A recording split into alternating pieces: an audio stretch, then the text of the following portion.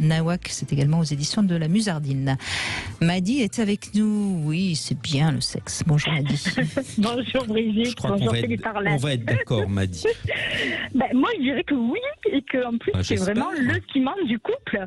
Alors moi, avec mon chéri, on est un couple atypique parce que ça fait 10 ans qu'on est ensemble et on ne vit pas ensemble. C'est un choix. Pas mal. Voilà, c'est un choix parce que moi j'ai des enfants et que j'avais déjà eu des premières expériences que je voulais pas revivre. Et lui, il n'a pas d'enfants, il n'en veut pas. Donc voilà, on était d'accord à la base sur ça. Et je dirais que le sexe, oui, c'est le point de départ d'une rencontre de toute façon. Il y a une attirance. Ah oui, mais là vous trichez, Madi, parce que comme vous n'êtes pas ensemble, vous ne vivez pas le quotidien, donc vous n'avez pas toutes ces petites... Tout ce qui vient nuire au désir. Ouais, mais bon, il y a quand même, les femmes, on a quand même nos moments où on a moins envie de faire l'amour, où on se trouve trop grosse, où on se trouve trop fatigué, où on a mal à la tête. Donc ça fait partie aussi de notre quotidien. Des fois, j'ai pas envie, ça arrive aussi.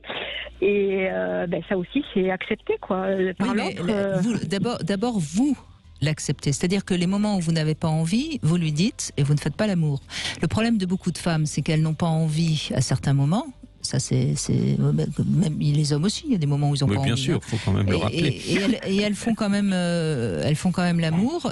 Ça se passe pas si bien que ça parce que comme elles avaient vraiment pas envie. Les deux s'en rendent compte. Voilà. Et du coup, elles ont encore moins envie. Vous voyez, vous respectez. Vous aimez le sexe et vous respectez. Donc a priori. Vous avez tout bon. On se respecte et puis aussi il y a de la communication dans ce qu'on aime, dans ce qu'on n'aime pas. Je dirais que le pilier c'est effectivement la sexualité en fait partie, mais il y en a plein d'autres comme la communication dans un couple, même si on vit pas ensemble. La confiance aussi, quand on vit pas ensemble, il faut vraiment qu'elle soit solide parce que on peut très vite être jaloux. Pourquoi tu sors, pourquoi tu fais ci, voilà. Donc il y a tout un respect, une confiance. Il a pas le droit de sortir? Ah si.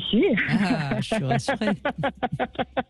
Uniquement en laisse. Il a le droit de sortir uniquement avec ses amis. Oh. Non, je plaisante. C'est quelqu'un qui a une vie sociale très remplie et qui, mais bon, il fait des choses simples. Après, on a un vécu, on a 50 ans et 45 ans, donc voilà, on sait aussi ce qu'on veut, ce qu'on veut pas, ce qu'on a envie. Et je crois que c'est aussi, on se respecte soi-même dans cette relation et on se connaît bien et on respecte notre relation sexuelle, les envies de l'un, de l'autre, de se faire plaisir à l'un ou des fois qu'à l'autre aussi, parce que ça peut arriver aussi. Donc voilà quoi. Mais c'est vrai que c'est un point fort de la relation. Pour moi, ça passe par là. On se dit toujours en plaisantant, si ça n'avait pas marché sexuellement, on ne serait pas ensemble. Vous ne seriez peut-être plus ensemble, bien sûr, parce que ça fait partie de... c'est important. De toute façon, quelqu'un qui a besoin de la sexualité dans sa vie, comment peut-elle vivre 10 ans avec quelqu'un qui ne respecte pas cette nécessité? C'est pas possible. Moi, j'ai démarré ma vie sexuelle avec quelqu'un pour qui il y avait beaucoup de tabous, beaucoup de choses qu'il n'aimait pas, par a priori, tout ça. Donc j'ai vécu une sexualité au démarrage qui était assez frustrante. Ouais. Donc moi je donnais du plaisir, je faisais des choses que l'autre ne faisait pas. Donc limite je m'en sentais salie. Alors que là, c'est une relation où on est libre de faire ce qu'on a envie et voilà, sans a priori, sans frustration, quoi. Mais c'est ce que vous soulignez aussi qui est important, et c'est cette réciprocité. Dans la sexualité, on donne, mais on reçoit. C'est pas uniquement, on donne pas uniquement. Sous prétexte que l'autre est moins libre, il y a un moment donné, ça va, quoi. Je pense qu'on est vraiment dans le partage aussi bien l'un que l'autre. On a envie de faire plaisir à l'autre, coûte que coûte. Et le confinement était très dur. Oui, j'imagine. On n'était pas ensemble. mais que le confinement a dû être bon. Ah oui, je confirme aussi. C'est important de se rappeler qu'on désire ce qu'on n'a pas et que donc s'éloigner l'un de l'autre nourrit aussi le désir. Alors bien sûr le confinement ça a été un peu long et puis ça a vraiment créé beaucoup de tensions, mais je suis pas en train de dire l'inverse. Mais là vous avez su le traverser et du coup ce que vous avez retrouvé est encore plus précieux. C'est vrai, mais on s'est retrouvés un peu avant le déconfinement parce qu'on n'en pouvait plus. Tricheur. Mais sans la sexualité, attention. Sans bisous, sans caresses, sans serrage dans les bras. Et là, ça a été un moment difficile parce que bon, même pas se pouvoir, on s'est même pas embrassé. Hein, c'était quelqu'un qui était à risque, donc on a vraiment fait très attention. Mais c'était quand même bon de le voir, ne serait-ce que physiquement, quoi. Donc et là, le désir, il est encore plus fort, quoi, parce que on se voit, on a envie de se séduire malgré tout.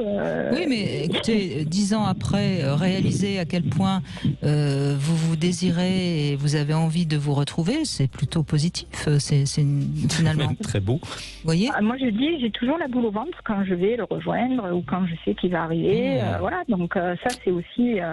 Et puis, on est toujours dans la séduction. On a envie toujours de plaire à l'autre.